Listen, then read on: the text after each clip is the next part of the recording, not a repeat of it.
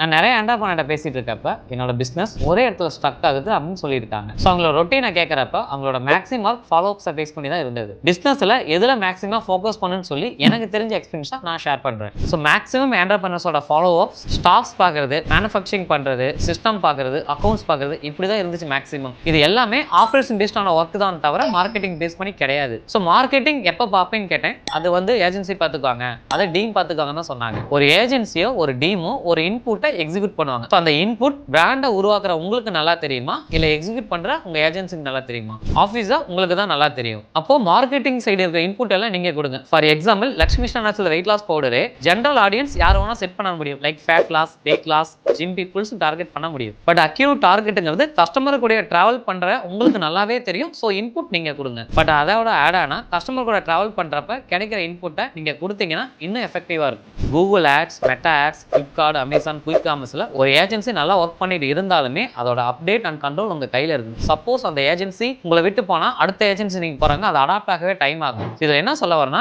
Execution யாரு வேணா பண்ணட்டும், ஸ்ட்ராட்டஜி கண்ட்ரோல் உங்க கையில தான் இருக்கும். ஸோ கிரியேட் சிஸ்டம், அந்த சிஸ்டத்துல 70% மார்க்கெட்டிங் ஸ்பெண்ட் பண்ணுங்க, 30% ஆப்ரேஷன் ஸ்பெண்ட் பண்ணுங்க.